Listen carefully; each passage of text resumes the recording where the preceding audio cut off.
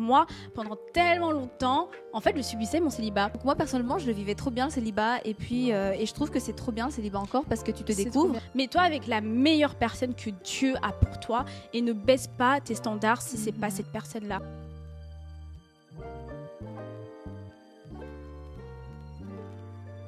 Salut tout le monde et bienvenue dans Renaissance Lumineuse. Donc voilà, Renaissance Lumineuse, c'est un podcast pour faire entendre le nom de Jésus-Christ, tout simplement vous partager des réponses que vous n'allez pas trouver dans le monde, mais vraiment en fait des réponses on doit trouver et on doit chercher auprès de Dieu.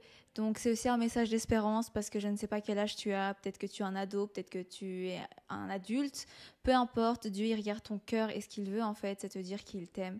Donc voilà, ce podcast est là pour t'encourager, message, t'encourager. Ouais. Et donc n'hésite pas aussi à nous encourager si t'aimes ça et à t'abonner, à commenter et à liker et à partager. Ok, comment c'était ta semaine? Franchement, la semaine est passée tellement vite. Cette semaine remplie. Ouais. Je saurais même pas te dire comment est-ce que je suis arrivée maintenant à vendredi. C'est passé trop vite. Ouais. Mais franchement, grâce à Dieu, j'ai su tenir quand même et j'ai su maintenir ma relation avec Dieu. Je trouve que c'est le plus important. Ouais. Et voilà, tout simplement, j'espère que votre semaine à vous a été très bien. Ouais, on espère. Moi, cette semaine, elle était un peu... Je sais pas, j'étais un peu fatiguée, genre j'étais énormément fatiguée, mais de l'autre côté là ça va, j'ai l'impression que j'ai repris de l'énergie et je suis contente. Au final c'était quand même une bonne semaine, je sais pas pour vous parce que des fois quand t'as des semaines chargées, pour ma part c'était ça, cette semaine elle était chargée. T'appréhendes, t'es en mode oh j'ai pas envie et t'es un peu anxieux tu vois.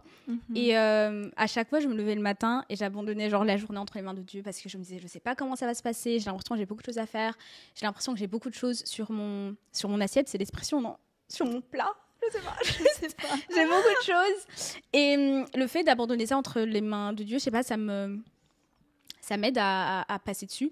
Et du coup, cette semaine, franchement, une super bonne semaine au final. J'ai passé une super bonne semaine. C'est passé super vite. C'était assez fluide. Tout ce que je devais faire, je l'ai fait. Donc et je pense que vraiment, c'était une semaine vraiment productive, en fait. Yep. Dans tous les sphères de notre vie, en vrai, scolaire, personnelle. C'était vraiment très productif, je trouve. Et du coup, c'est quoi le thème que nous allons aborder aujourd'hui, mademoiselle? Bon, si vous avez cliqué sur la vidéo ou si vous avez cliqué sur l'audio, sur Apple Podcast ou quoi, vous avez vu le titre. C'est que ça vous intéresse et ce qui est logique. Je me souviens que en grandissant, je cherchais ce genre de topic des fois. Je m'intéressais à ce genre de topic, mais je trouvais pas beaucoup de personnes qui parlaient en français, en fait. C'était abordé plus dans les pays anglophones. Après, c'est des sujets qui sont parlés, mais j'avais l'impression que je pouvais pas forcément m'identifier. Donc, j'espère que toi qui regardes ça, tu vas pouvoir t'identifier et surtout, tu vas pouvoir ressortir encouragé parce qu'aujourd'hui, on parle du célibat. Le célibat, c'est hyper intéressant parce que... Et même, en fait, dans cet épisode, on va vraiment parler du célibat, mais on va parler avec la référence biblique, donc dans 1 Corinthiens 7. Et en fait, plein de fois, on se dit, oui, mais moi, je suis célibataire. Est-ce que j'ai un âme sœur? Est-ce qu'il y a l'amour de ma vie? Et en fait, on se dit... Parfois, même, on perd espoir et on se dit, de toute façon, moi, je mérite peut-être pas d'être aimée. Peut-être que c'est mieux que je reste seule. Comme ça, j'ai pas de problème.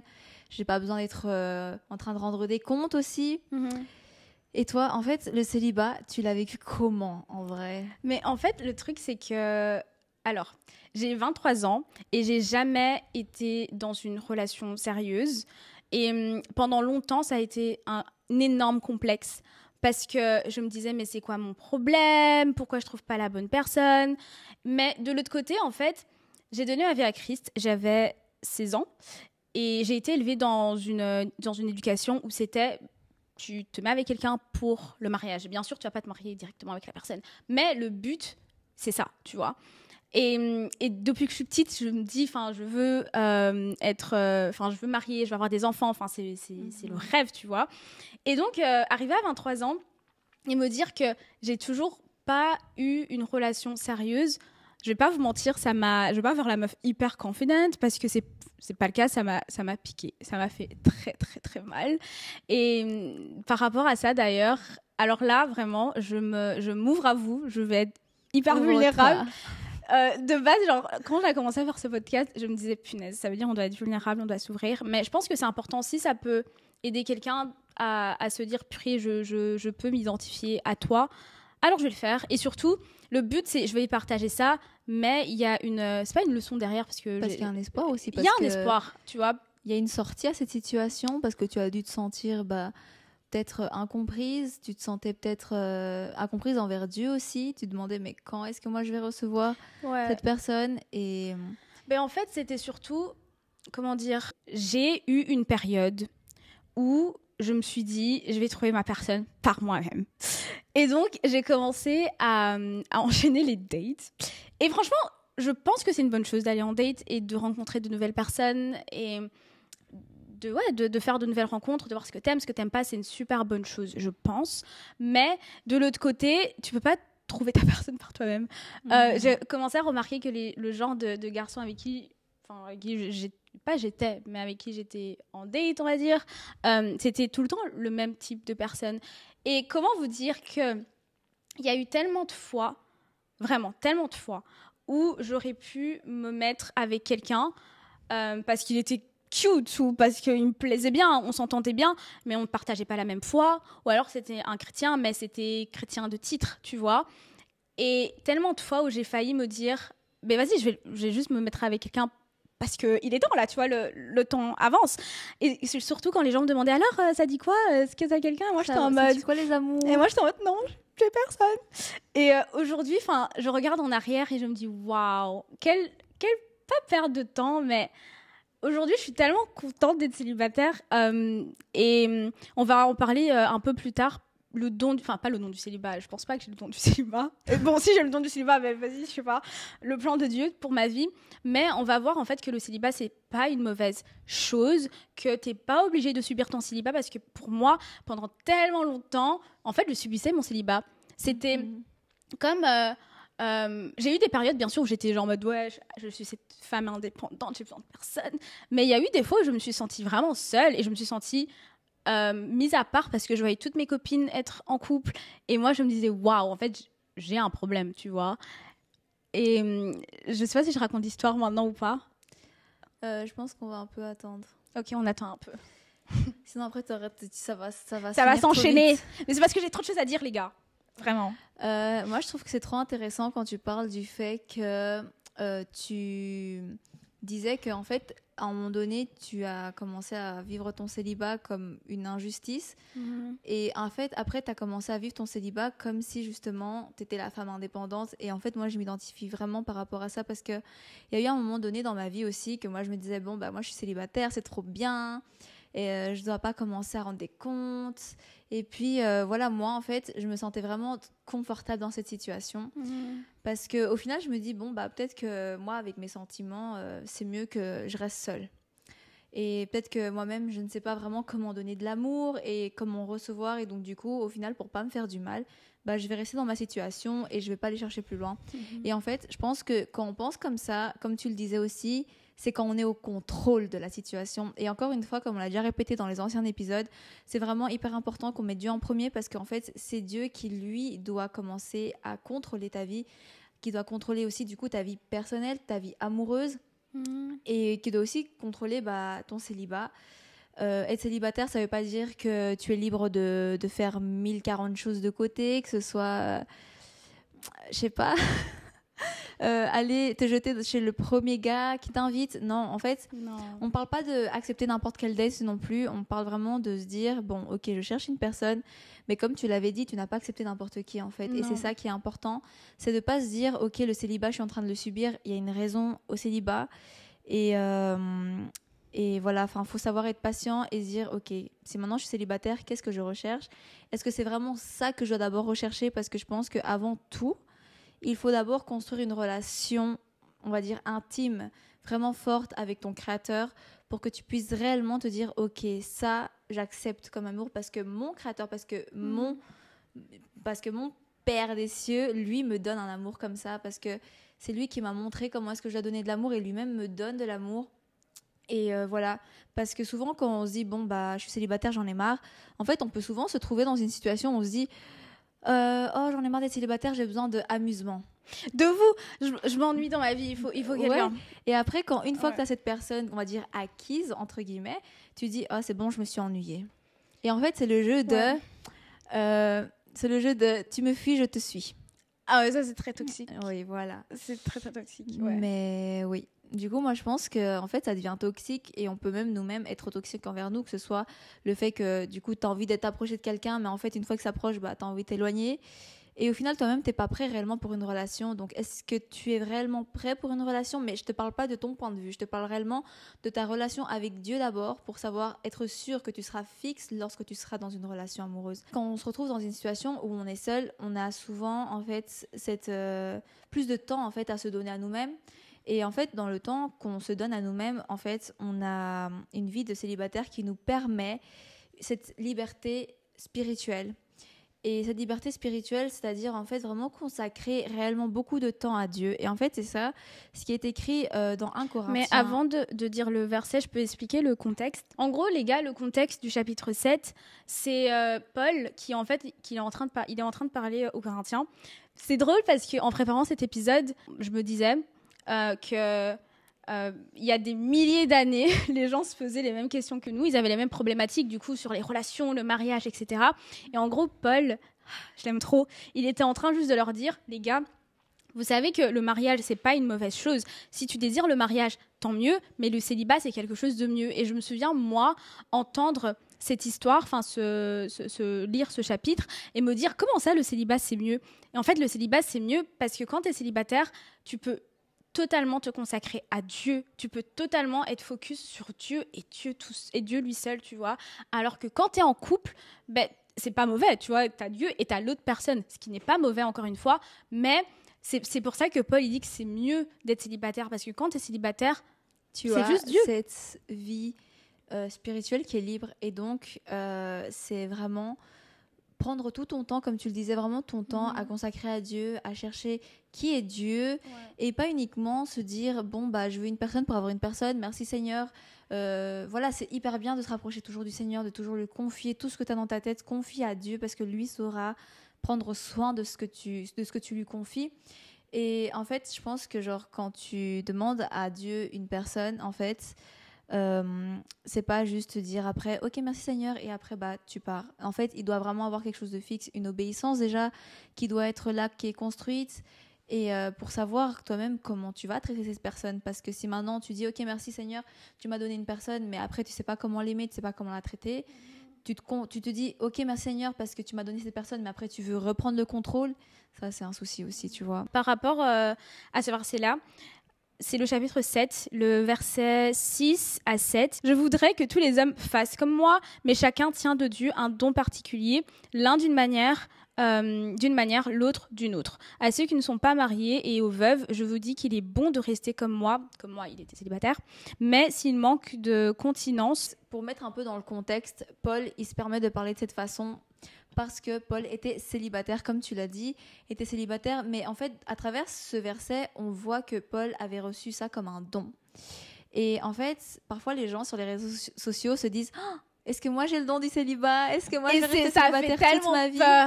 Et moi, quand je suis tombée sur ce genre de contenu, je me suis dit oh, il y a vraiment des gens qui sont destinés à ne pas se marier.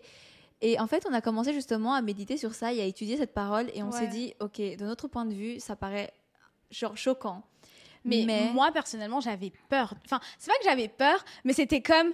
Oui, il y a des gens qui ont le don du célibat, tu vois. Mais c'est pas moi, genre les autres, oui, mais pas moi. À chaque fois, c'est comme, non, on veut éviter ça. Mais là, ce qu'on comprend, c'est que... c'est un don. C'est un don, c'est un cadeau d'être célibataire. Quand on reçoit un don de Dieu, c'est réellement, comme tu as dit, un cadeau. Et en fait, c'est pas un poids. Donc ça veut dire que c'est pas comme si tu portais une charge. Et parfois, les gens ils vont dire « Oh purée, je suis célibataire. Peut-être j'ai le don du célibataire. Purée, comment je vais faire dans ma vie? Mais ça sert à rien. Moi, je voulais ça. » Et en fait...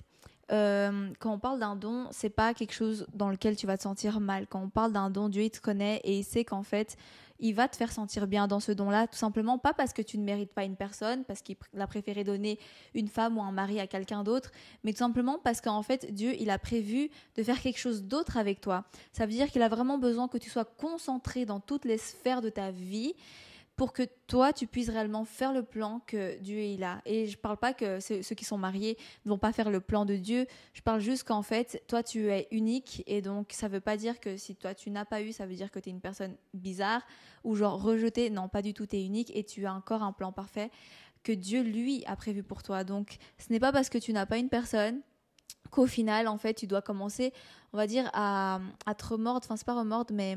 à juste te dire à te pourquoi plaindre, pas en moi, fait, ou voilà. alors c'est comme si c'était une punition. C'est pas une punition. C'est pas une punition. Pendant longtemps, j'avais l'impression que le célibat c'était une punition de Dieu, parce que je me disais purée, mais je fais tout correctement, je comprends pas. Et c'est comme purée, pas du tout. Après, c'est pas parce que tu es célibataire pendant le moment que tu as le don du célibat, c'est pas ça qu'on est en train de dire. Mais ce qu'on est en train de dire, c'est que tout le monde n'est pas destiné au mariage. Et ça, c'est la vérité. Et ça, c'est la vérité. Parce que justement, comme Paul le dit, Dieu donne un don particulier, l'un d'une manière, l'autre d'une autre. Donc ça, c'est un truc qu'il faut aussi dire, parce que dans la communauté chrétienne, je pense que le thème que les gens abordent le plus, c'est les relations, ce qui est normal. Mais de l'autre côté, c'est pas tout le monde qui est destiné à se marier, et c'est ok.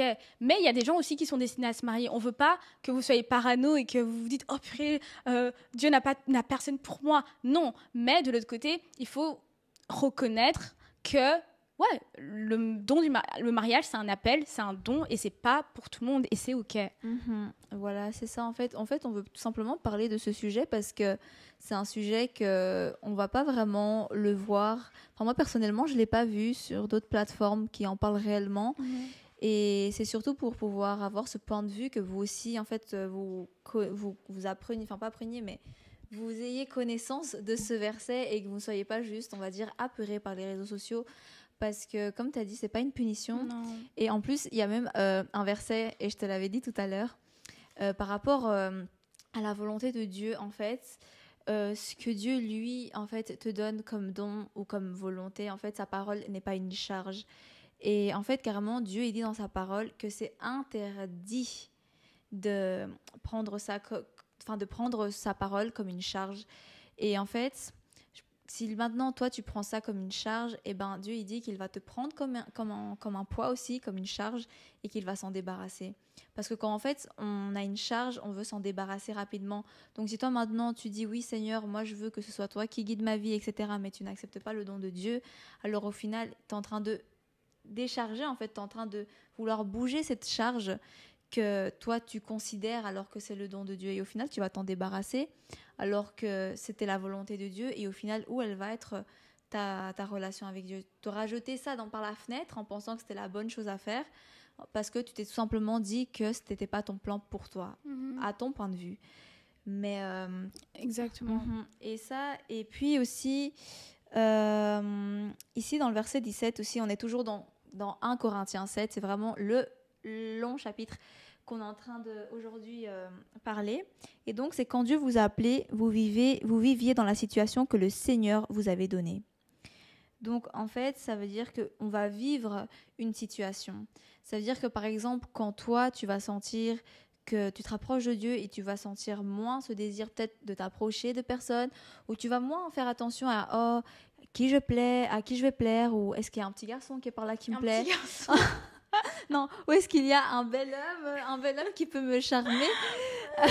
T'es toujours en train de chercher, tu vois. Et en fait, ou alors, tu sais que moi, je me souviens, j'allais dans des événements chrétiens et je me disais, franchement, là, je suis ouverte. Mais je me disais, est-ce qu'il y a mon futur mari? Et c'est comme, oh my goodness. Genre, profite du moment présent. Si je pouvais vraiment retourner en arrière, après, c'est bon, c'est une leçon, tu vois. Je dirais à l'ancienne Pénissa, en fait, non, c'est bon, t'as pas besoin de faire ça. T'as pas besoin de chercher, en fait. Oui, et en fait, t'as pas besoin de chercher, comme tu le dis. Et en fait, comme on dit, c'est une situation que Dieu t'a donnée, que Dieu a dit que tu vas vivre. Donc, tu dois la vivre, et donc, c'est pas la subir. On ne parle pas de subir de sacrifice, on ne parle pas de ça. En fait, on parle vraiment du fait que Dieu va te mettre cette situation, mais il l'a pas dit, oui, je vais te mettre cette situation et tu vas souffrir, tu vas être triste. Dieu n'est pas sadique, les gars. Oui, il n'est pas sadique, il ne faut pas oublier. Dieu est bon, et il y a plein de personnes qui disent ça sur les réseaux sociaux.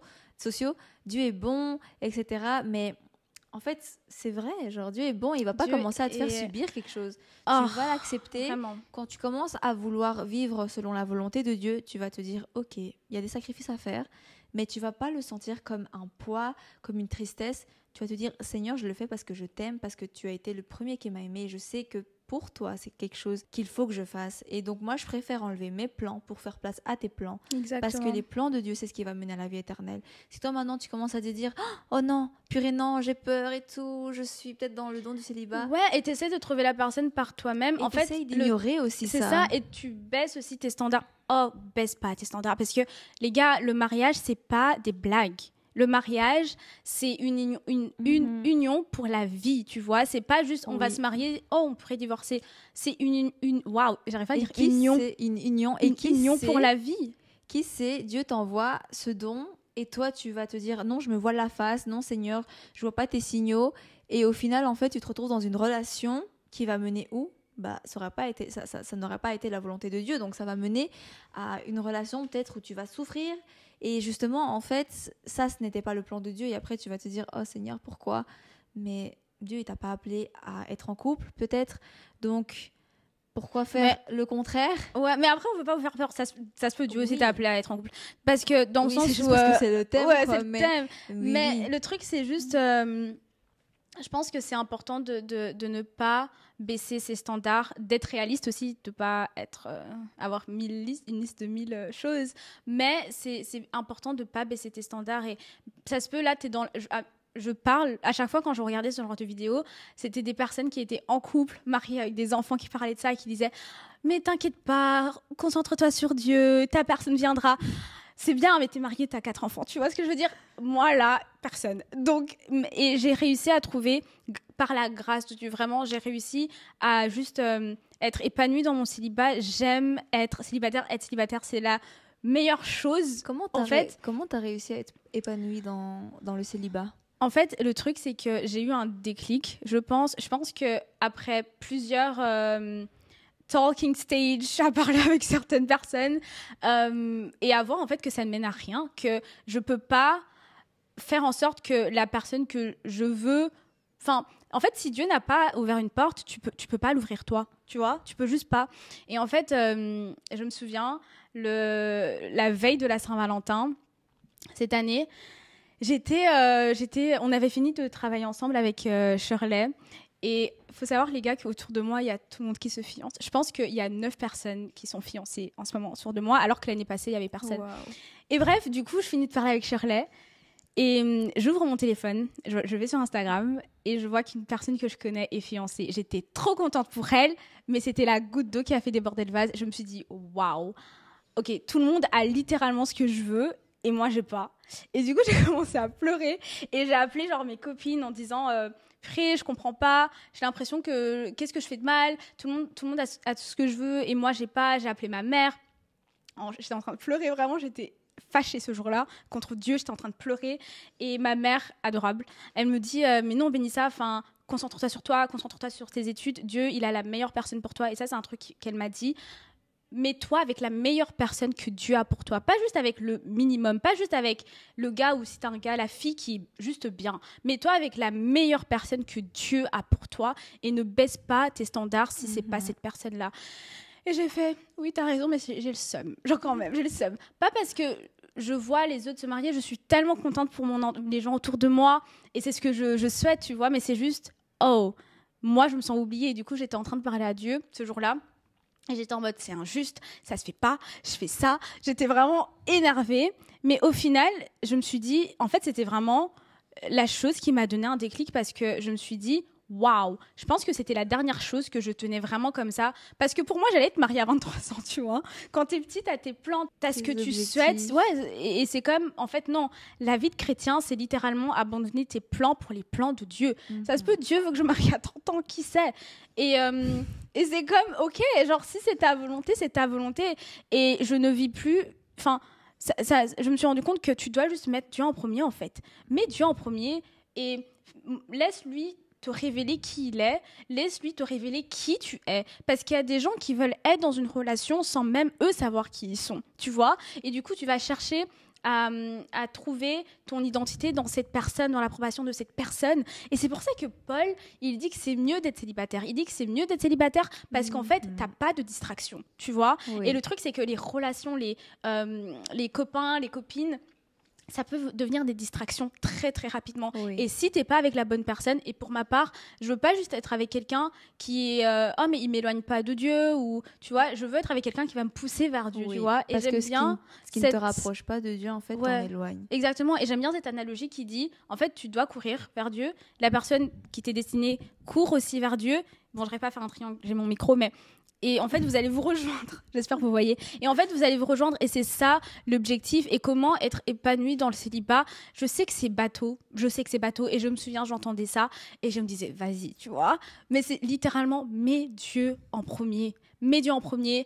Change ta concentration, arrête de mettre autant de temps à essayer de trouver la prochaine personne avec qui la prochaine personne à te dire ok, quand tu vas à des endroits, oh, je vais peut-être rencontrer mon mari, oh, je vais peut-être rencontrer ma femme. Non, si tu vas à l'église, si tu vas à une soirée de louange, juste va louer Dieu, va entendre le message de Dieu et ne te dis pas ok, qui est là, tu vois. Après, c'est pas mauvais si tu trouves quelqu'un qui t'intéresse, enfin, c'est pas mauvais, je suis pas en train de dire ça, tu vois, mais c'est juste que tu devrais laisser les choses se passer naturellement, parce que j'ai essayé, ça n'a pas fonctionné, je recommande pas.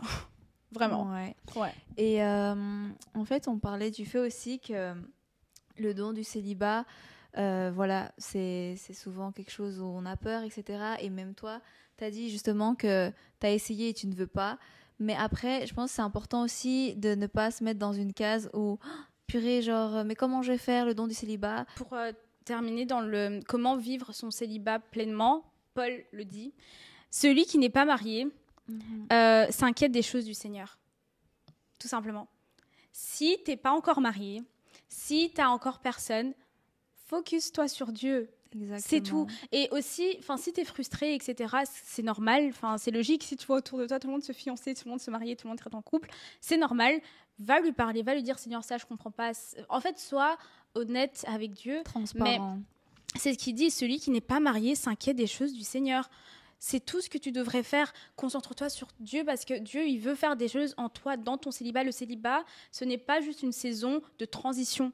Et pendant longtemps, j'avais l'impression que c'était une saison de transition où, ok, je suis là, mais je dois partir, tu vois. C'est pour me... Non, le célibat, c'est une saison où tu dois la vivre pleinement. Comme tu vivras pleinement ta saison en tant que marié, tu vois. Mais ne néglige pas le célibat. C'est une super bonne saison où beaucoup de choses peuvent être travaillées. Où tu te découvres toi-même. Et tu te découvres. Et d'ailleurs, on abordera le thème de la confiance en soi. Et si vous aimeriez que ce soit le prochain épisode, alors n'hésitez pas à nous le dire en commentaire pour qu'on puisse comprendre que c'est votre désir. Et clairement, parce que moi, perso, je me dis, en fait, Dieu merci, j'ai été célibataire jusqu'à maintenant parce que j'ai tellement appris sur moi, j'ai fait tellement de choses et je pense que j'aurais pas été capable d'attirer la bonne personne pour moi à ce moment-là. Et maintenant, Dieu travaille tellement en moi et a fait en sorte que je m'aime en tant que personne, m'a montré c'est quoi le véritable amour. Le Seigneur est mon premier amour et restera mon premier amour. Voilà, c'est ça en fait. Dieu est ton premier amour, donc en lieu de chercher l'amour chez un partenaire, cherche d'abord Dieu, Amen. Comme tu le dis. Et je pense aussi que parfois, on est là en train de dire Seigneur, c'est quand mon mari, c'est quand ma femme. Mais en fait, parfois, justement, comme quand tu pries, tu dis Seigneur, c'est quand que j'aurai mon mari, ma femme. Donc, on ne parle pas de un petit flirt, un petit copain par-ci par-là. Et parfois, nous, on se dit de mon point de vue, c'est un copain, c'est un petit flirt, etc. Mais si toi, maintenant, tu demandes à Dieu que tu veux un mari, une femme, un mari, ça a un rôle hyper important et je t'invite vraiment à prendre connaissance, en fait, de ce que c'est un mari dans la parole de Dieu et ce que c'est une femme aussi, pour que toi-même, en fait, en tant que femme ou en tant qu'homme, tu te dises, OK, si moi, maintenant, je cherche un mari, moi, comment est-ce que je dois me comporter en tant que femme ? Et d'abord, être la femme que Dieu a appelée à être avant d'être la femme d'un homme humain. Exactement. Et c'est ça, parce que parfois, on va se dire « Oh, mais Seigneur, j'attends trop, c'est quand mon temps ?» Et en fait, on s'impatiente, mais c'est normal, parce que toi, tu demandes un mari, tu ne demandes pas un novice, en fait. C'est quoi un novice ? Un nouveau, quoi. Tu vois, c'est ça. C'est quoi un novice ? Un nouveau. Un débutant. Oui, un ok. débutant. Et donc, du coup, tu demandes pas ça, tu demandes quelqu'un qui a un certain niveau aussi dans sa foi. Donc, c'est ça, pour Dieu, un mari, ça a un rôle hyper important, c'est la tête de la famille. Et c'est pour ça, en fait, il faut vraiment que tu te concentres sur ce que Dieu, lui, veut te donner et comment il va te le donner. Parce que c'est pas juste te dire, moi, je veux un mari ou une femme et te dire ça de ta façon à toi, de ton point de vue. Il faut pas oublier que nous, les hommes, les humains, on est hyper limité dans notre façon de penser et Dieu, lui, va venir se manifester d'une façon qu'on va être choqué parce que peut-être que toi, tu demandes des caractéristiques de ta femme, de ton homme, mais Dieu, lui, il va mettre ses petites caractéristiques, mais il va t'impressionner parce que Dieu, c'est un Dieu qui impressionne, qui surprend tout le temps. Et en fait, c'est ça, c'est quand tu vas te rendre compte que Dieu t'envoie un mari, tu vas dire, waouh Seigneur, je t'avais demandé un mari, mais là, tu m'as pas donné seulement un mari, tu m'as vraiment donné un mari que toi tu as choisi. Pas que moi, de mes yeux, de mes pensées humaines, j'ai voulu choisir. C'est toi, tu me l'as mis dans ma vie et ce que Dieu te donne, c'est beaucoup mieux ce que toi, tu veux recevoir déjà. Totalement, Donc, ce voilà. que Dieu a pour toi est mieux que ce que toi t'imagines. Et comment moi je vis ma vie, j'essaie toujours de me dire que ce soit pour ma carrière, peu importe les sphères de ma vie, je veux la meilleure chose que Dieu a pour moi. Alors, pourquoi tu accepterais le minimum juste parce que tu as peur alors que Dieu, il a la meilleure chose pour toi? Pourquoi? Tu vois? Parce que, comme je disais, le mariage, c'est tellement quelque chose de sérieux. Et le truc, c'est que si tu t'impatientes et tu prends juste la première personne venue, tu vas le regretter. Tu vas te dire, waouh, je sais que je suis en train de manquer quelque chose. Et je sais qu'aussi, il y a des personnes qui se mettent en couple juste pour se mettre en couple ou pour se dire, c'est pas grave, je vais me mettre en couple et j'attends la prochaine bonne personne. Tu vois, c'est comme ils savent que c'est pas leur mari, tu vois. Ils savent que c'est pas avec cette personne qu'ils vont finir, mais ils vont quand même continuer la relation, tu vois. Et c'est comme, non, pourquoi faire? Oui, et en fait, c'est trop bien ce que tu dis parce que justement, ça m'a fait penser au fait que, justement, quand on est célibataire, à quel moment on se dit, justement, ouais, je suis prête, ok Seigneur, parce que parfois, justement, tu peux être une femme qui sert Dieu, qui sert ton église, tu peux vraiment te sentir vraiment dans les plans de Dieu et tu te dis, mais Seigneur, là, j'ai rencontré quelqu'un et je sais pas, j'ai peur, imaginons c'est un piège, voilà, c'est vrai, je t'ai demandé que je voulais avoir un mari, mais là, il y a un homme, il est trop bien et du coup, je sais pas si c'est toi, genre aide-moi, parce que parfois aussi, c'est la peur. Parfois, on est trop confortable dans notre célibat, parfois on a trop l'habitude et on se dit, ok, si maintenant il y a quelque chose de trop bon, on va dire, niveau mariage, en fait, c'est un piège peut-être. Et en fait, moi, personnellement, je pense qu'à partir du moment où tu sais que cette personne-là qui arrive dans ta vie t'apporte une paix, t'apporte aussi ce fait de te rapprocher de Dieu, mais vraiment grandir. Je te parle pas uniquement de dire oui, Seigneur est bon, etc. Non, je te parle vraiment d'avoir Dieu au centre de la relation, parce que ça, c'est primordial, genre c'est vraiment la priorité. Il faut vraiment que Dieu soit au centre. Et à partir de ce moment-là, tout simplement, comme tu l'avais dit, tu déposes ces sentiments entre les mains de Dieu et tu dis, Seigneur, voilà, moi je me sens comme ça, mais toi, si tu m'as donné quelque chose, je suis pas censée me sentir mal, triste, stressée, apeurée. Peut-être que c'est la bonne personne, peut-être que c'est pas la bonne personne. Donc voilà, donc quand Dieu lui il donne, c'est toujours un oui, parce que Jésus en fait, c'est le oui.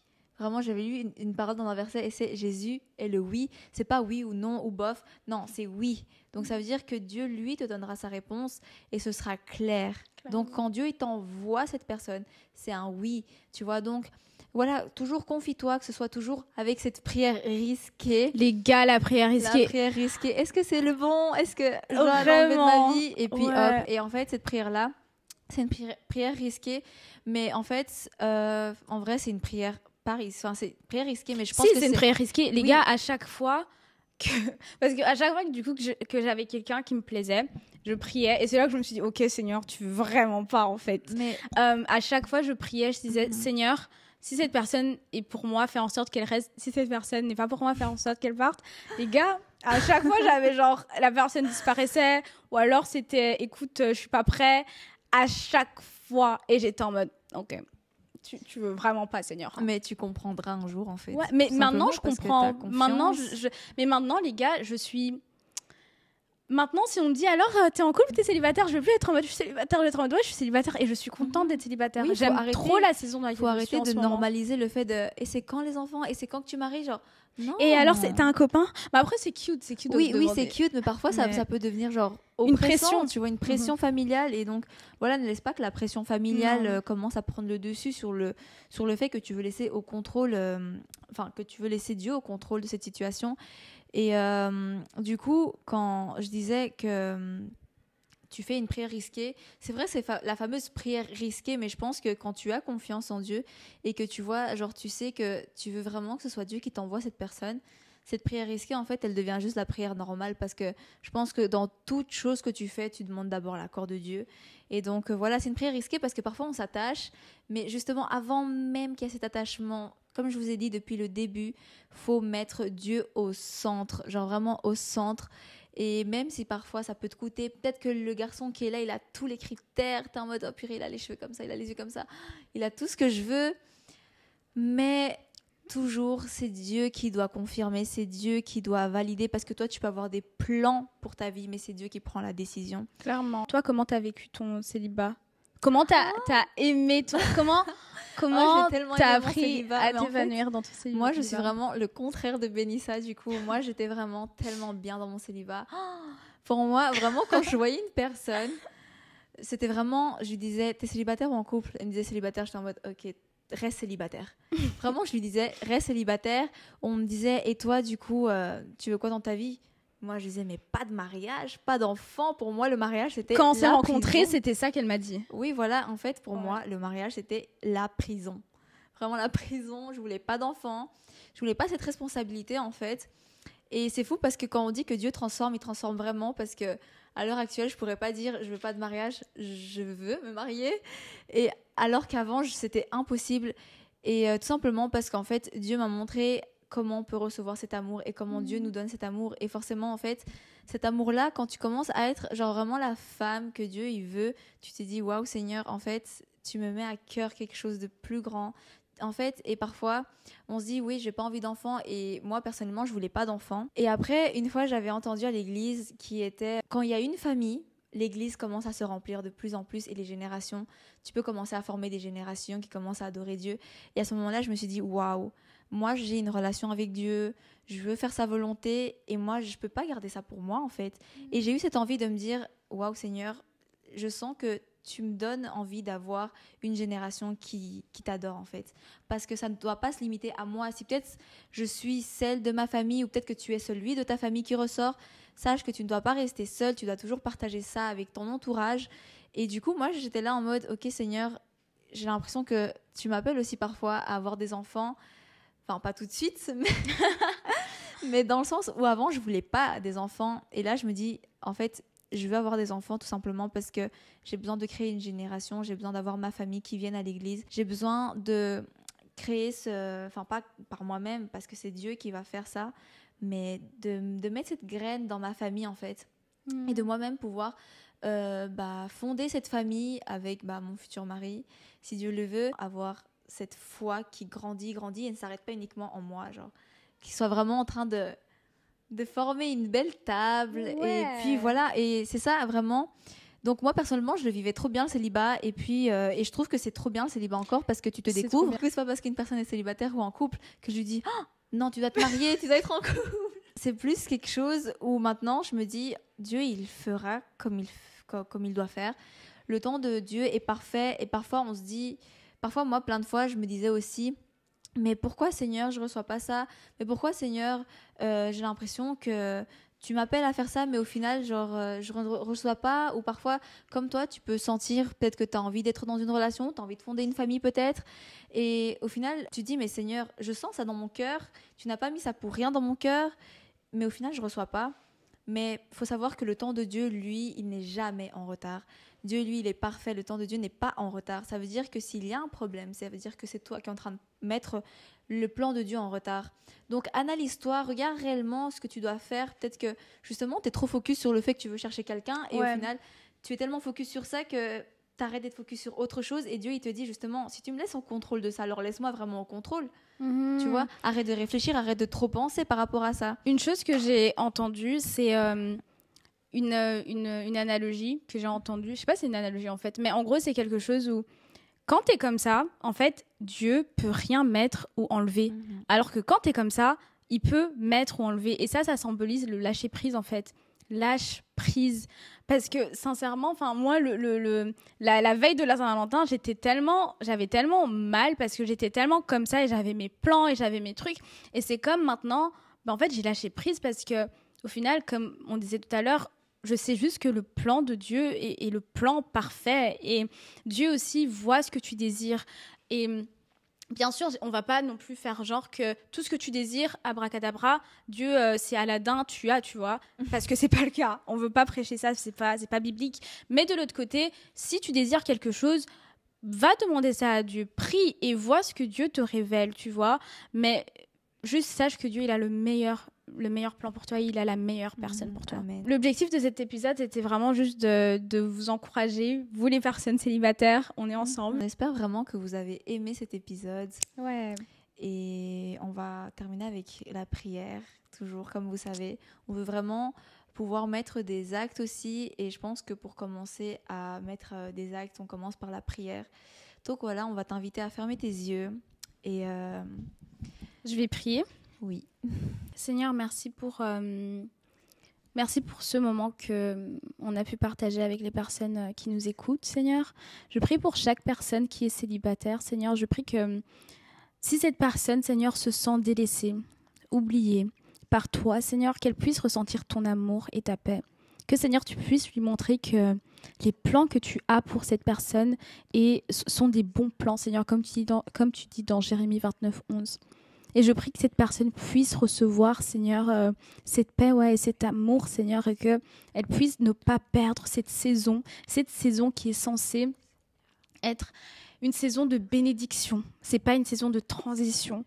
Et je prie, Seigneur, que tu puisses, s'il y a une personne qui a aussi perdu espoir, qui a l'impression que tu n'as personne pour elle, je prie, Seigneur, que tu puisses, Seigneur, remettre de l'espoir. Et rediriger, Seigneur, ses pas. Je prie pour chaque personne qui écoute Renaissance Lumineuse, que les personnes qui écoutent ça, Seigneur, puissent te mettre toi en premier. Seigneur, te mettre toi en premier pour pouvoir être guidé par toi. J'ai prié en ton nom. Amen. Amen. Amen. J'espère que vous avez été bénis, les gars. N'hésitez pas à vous abonner pour les prochains épisodes. C'était Renaissance Lumineuse. Que Dieu vous bénisse. Bisous les gars.